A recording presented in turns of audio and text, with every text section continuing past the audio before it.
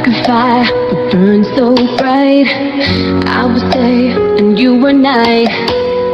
Like a spark we were quick to ignite. And yeah, ask yourself, is it worth this fight? I love you so much sometimes, baby, I felt like I couldn't breathe. When I look in your eyes, I know I'm right here where I need to be. It could be the last time we see each other, but I wanted you to know that this ain't over. You're gonna pick you up, never too much. Shout out sa inyo mga idol. Sa video ito mga idol na inyong makikita mga idol, ay narito tayo sa waterfalls ng Claveria, Misamis Oriental mga idol, kung saan ay naganap yung hindi inaasahang pangyayari mga idol sa lugar na ito mga idol, na sa akin mismong harapan mga idol, at hindi ako makapaniwala mga idol sa mga nangyari mga idol, dahil po biglaan po mga idol. Kung nakikita nyo po sa intro ng video ito mga idol, ay malaking katanungan po ang bawat isa sa inyo kung ano yun. Pero dito sa video ito mga idol ay ipapakita ko sa inyo mga idol. Magsilbi itong aral at leksyon mga idol sa lahat ng mga kababayan natin na mamasyal sa katulad ng lugar na ito, sa mga pamilyang mag-outing, dahil nakikita nilang napakaraming tao na dumadayo sa lugar na kung saan ay gusto rin nilang mapuntahan at mapasyalan, katulad sa lugar na ito mga idol. So actually mga idol, nung galing po kami ng Cagayan de Oro City, napadaan kami sa lugar na ito mga idol, at rinab na lang din namin yung opportunity para makapagpalamig mga idol, maligo, dahil po pauwi na po kami ng Butuan City. So ito po mga idol, makikita nyo po, ipapakita po sa inyo. Ito po, ang tubig na ito ay napakalamig, tapos mabato po mga idol.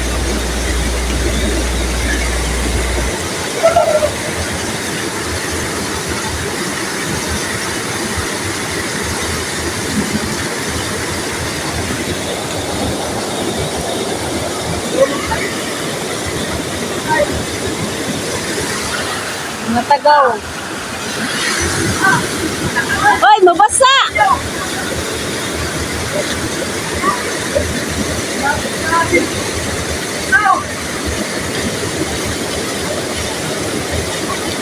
Ay, Jen!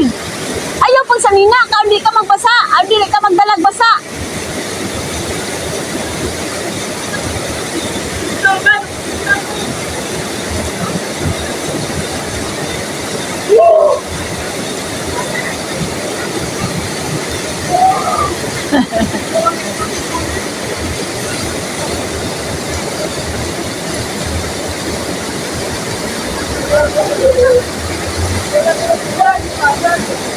Hindi rin, makita mo.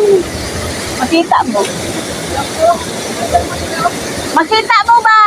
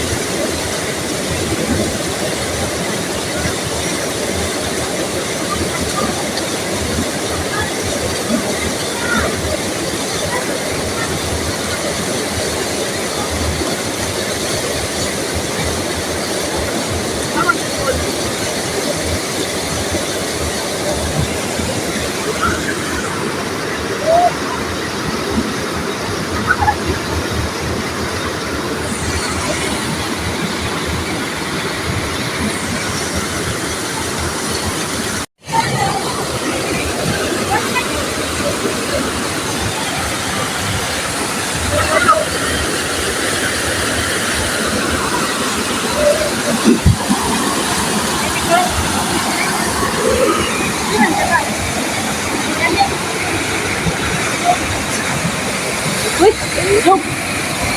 Danlok kundi ay.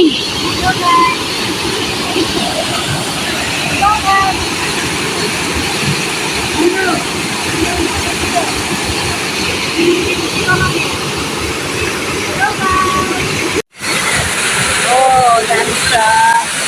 Sa part ng video na ito mga idol, makikita mo may estimated mga idol mula sa taas na may mga bata at sa ilalim kung saan kami nakapwesto. Di ko maligo eh, kikapo nagalag basa.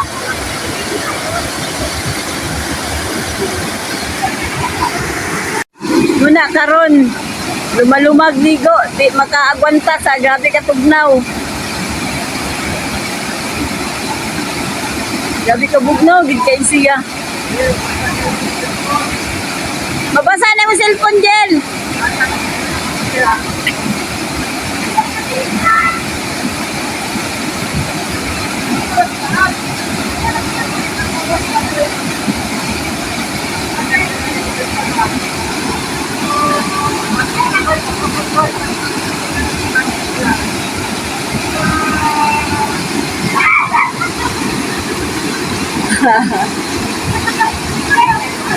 Ang butterfly, oh! Ang butterfly! Ang butterfly, sige.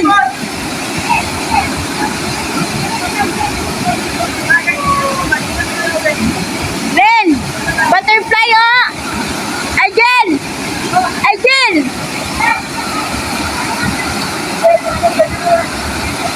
Ang butterfly ba? Napansin ng aking asawa ang isang dilaw na paru-paro na umaaligid sa amin. Ngunit hindi lang namin ito pinapansin. At patuloy pa ring kinukunan ng aking asawa ng video sa mga oras na ito.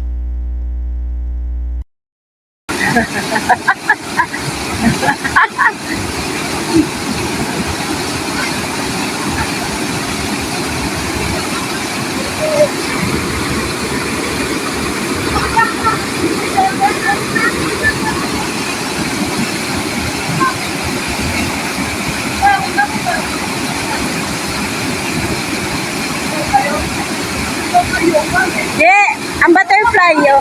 Butterfly.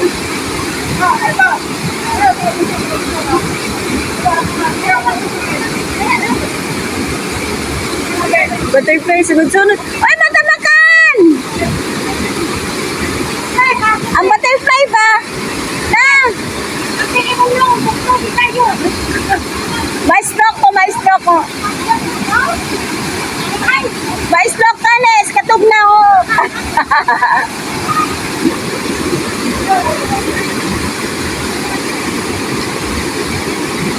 Ang butterfly ba? Sige, sunod-sunod. Na, yellow.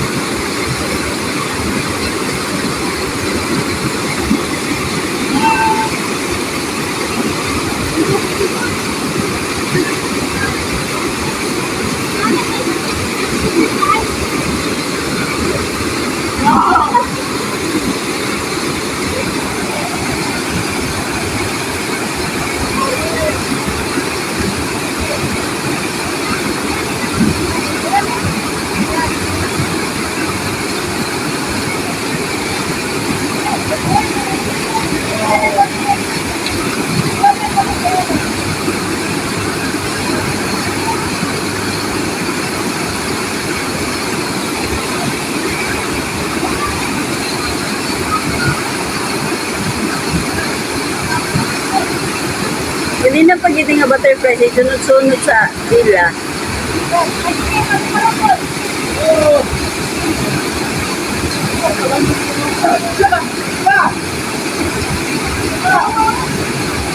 O diba, nangamo ang butterfly.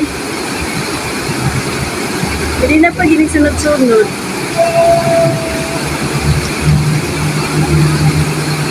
Amo kayo.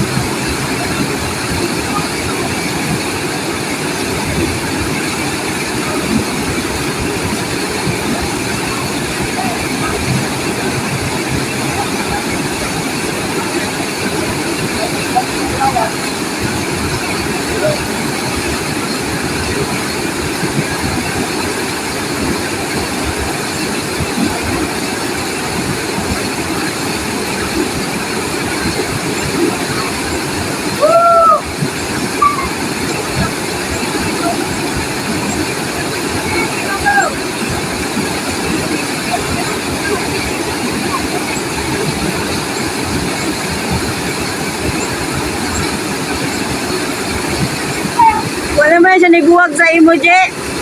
Wala nibuwag.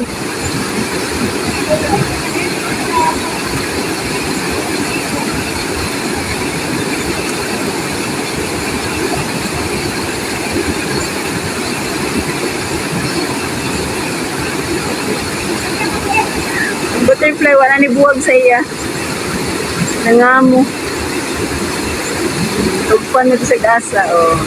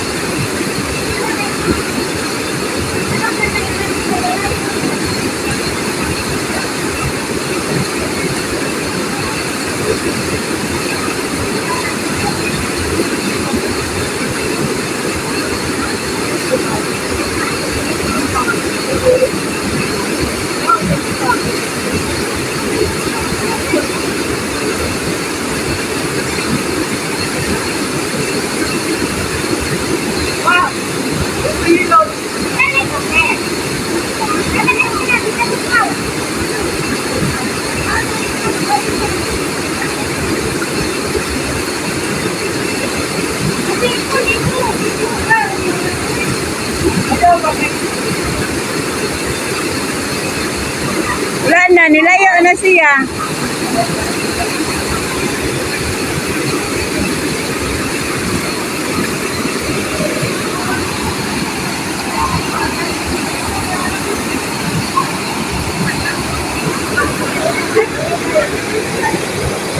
Na, nilayo na siya.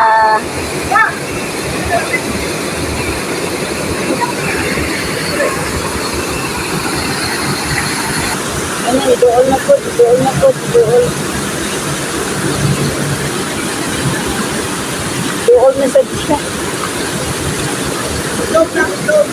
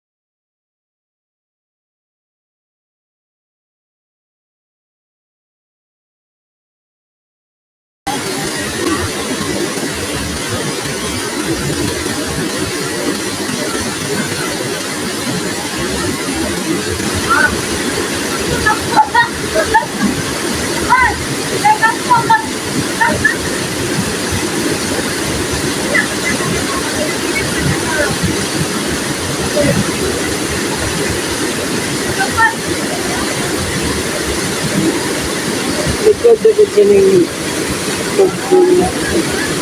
Sa amo, kay nga butterfly.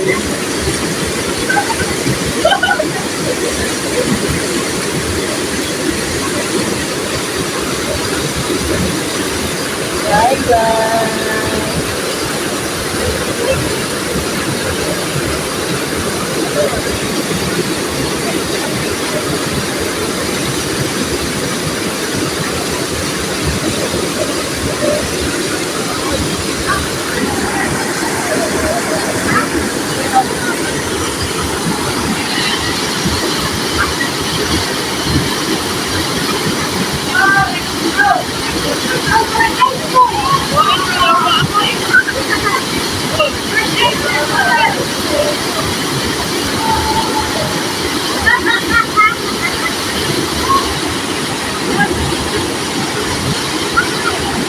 Kaya pagid katibag mo kaayo.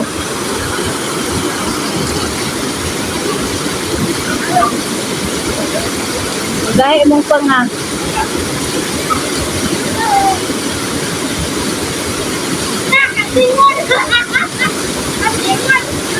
Ano ito?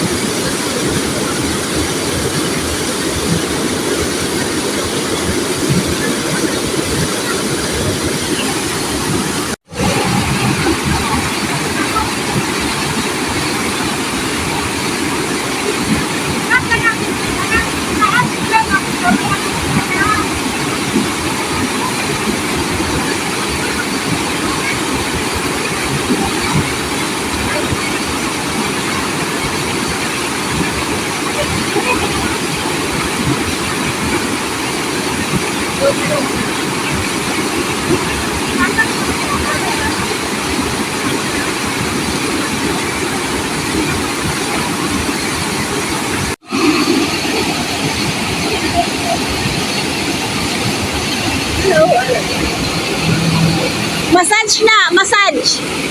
Massage. Yeah. Massage ka na kay ikaw mo ala basa lawas.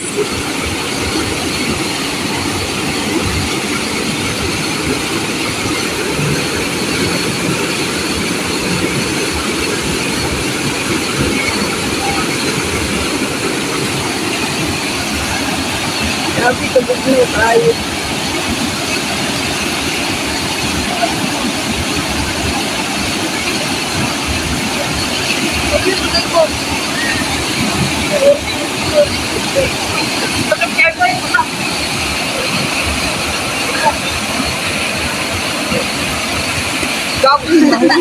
Hulog ka dyan lang.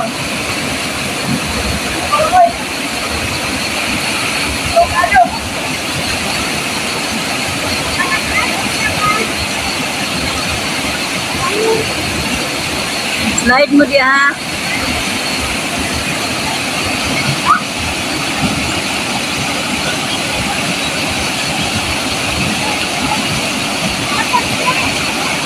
La! Jen!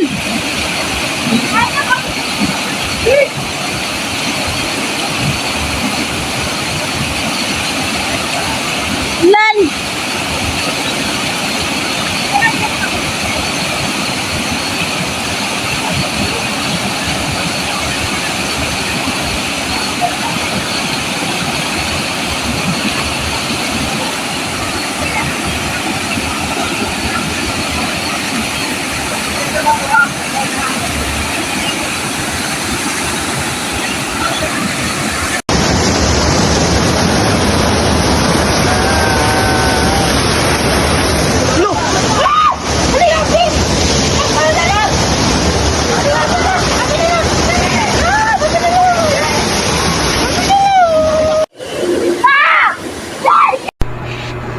Sa biglaang pangyayari mga idol at hindi inaasahan ay nagulat na lang kami lahat. Bumulaga sa aking harapan mismo mga idol na nalaglag yung bata mula sa itaas papunta sa kinalalagyan namin mga idol. doon sa bumagsak mga idol sa mga naglalakihang mga bato mga idol. So gulat na gulat ako mga idol, biglang nagsigawan at akma naman ng time na yon ay nagbibideo yung anak ko at nagbibideo din yung asawa ko sa taas mga idol. Kaya nung time na yon, nung nangyari ang aksidente mga idol, ay bigla na lang na hindi na naisip na itutuloy pa yung mga video mga idol sapagkat nataranta na ang lahat mga idol. So ako yung bumuhat sa bata mga idol, kinuha ko mga idol, talagang naninigas yung bata mga idol, tapos na ano na yung mata mga idol, puti na lahat yung nakikita sa mata niya mga idol. Bali kahindik-hindik talaga mga idol yung pangyayari mga idol. So nung time na yun mga idol, hindi ko alam kung ano ang gagawin ko, hindi ko alam kung, basta na lang iniisip ko na sana mabuhay ang bata, sana walang mangyari sa bata, dahil wala akong nakitang mga idol, wala akong nakitang dugo na lumabas sa bata mga idol, na nabasag yung ulo, wala akong nakita mga idol. Pero kitang-kita ko mga idol yung mukha ng bata mga idol, talagang nanginginig talaga sa mga idol, biglang nag-strong mga idol sa habang binubuhat ko sa mga idol. Kaya nung kinuha na sa akin yung bata mga idol, naramdaman ko sa sarili ko na nanghihina ako, parang nawalan bigla ng lakas yung buong pangangatawan ko, nanginginig yung laman ng buong katawan ko. So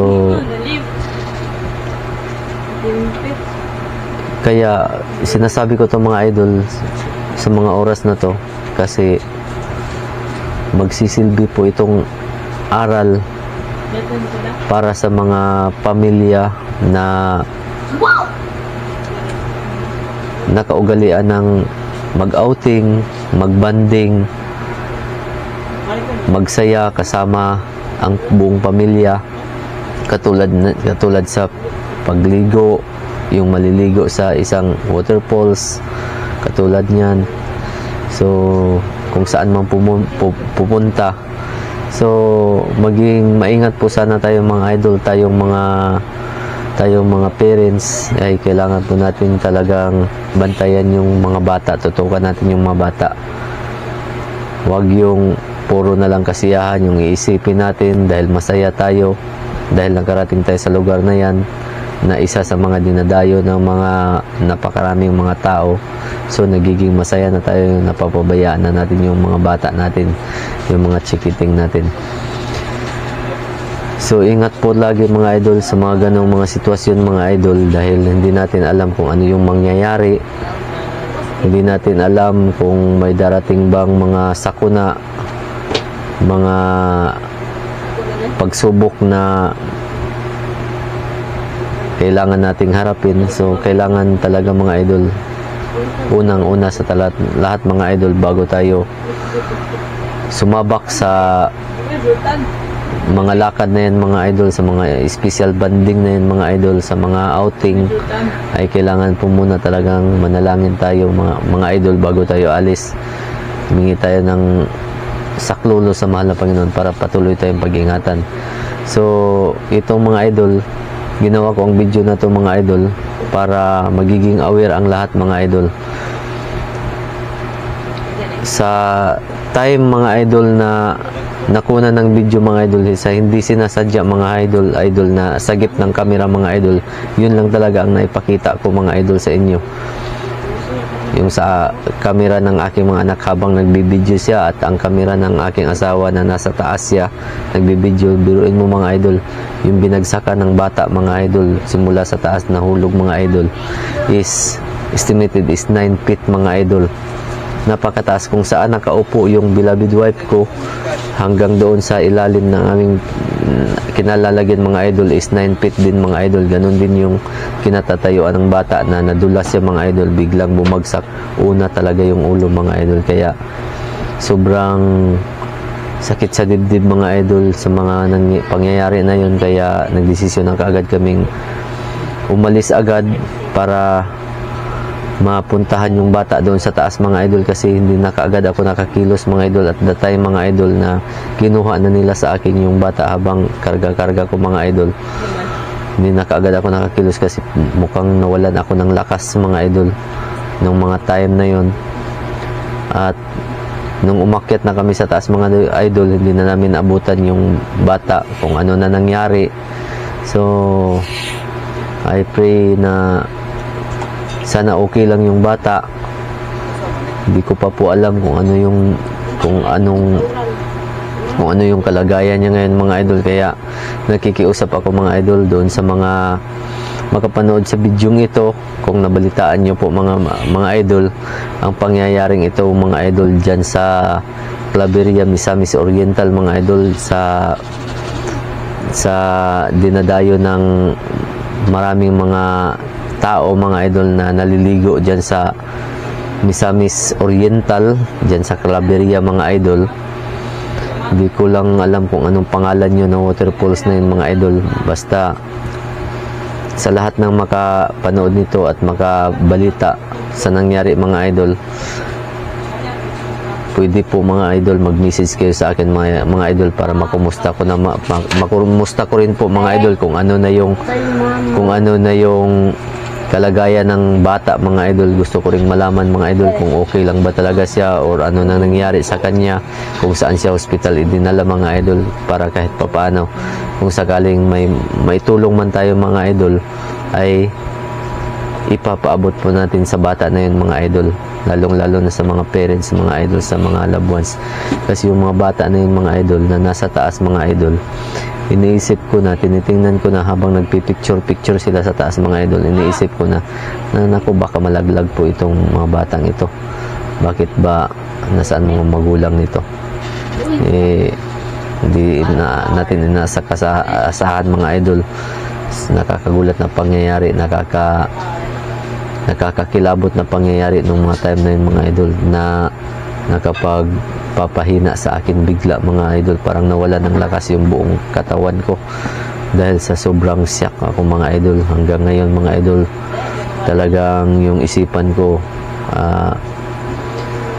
ma-picture out ko talaga yung bata mga idol habang kinuha ko sa mga idol. Talagang naninigas siya sa sakit mga idol, hanggang sa bigla na lang parang mabawian siya ng hininga mga idol ng mga time na yun mga idol.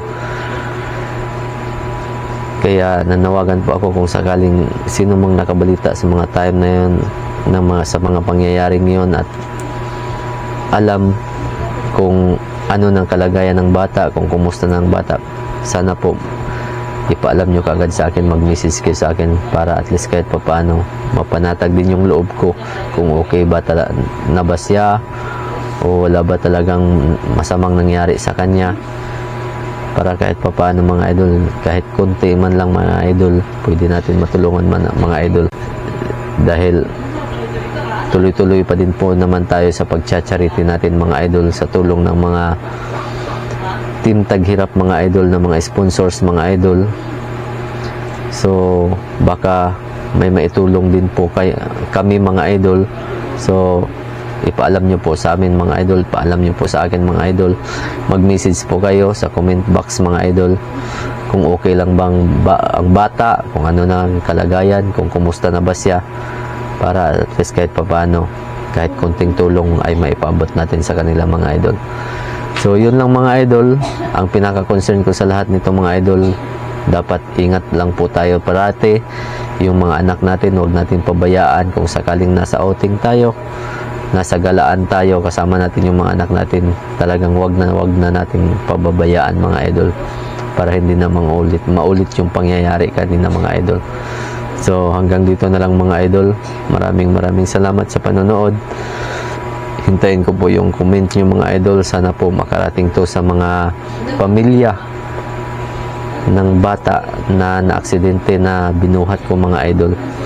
Sana makarating ito at mapanood nila, at sila po mismo mag-message sa akin para malaman ko po mga idol. As a charity vlogger po, Mari po akong makatulong sa inyo kahit konti po, kahit sa konting paraan lang po, may kapag abot lang po ng maibigay na tulong sa inyo, kasama yung aking mga sponsor sa Team Taghirap. Mga idol, basta't alam lang po, malalaman ko lang po kung nasaan kayo mga idol, kung nasaan ang batang ito mga idol. Sisikapin ko po mga idol na paabot ako ng tulong mga idol. So hanggang dito na lang. Maraming salamat sa panonood mga idol. Ingat po kayo lagi.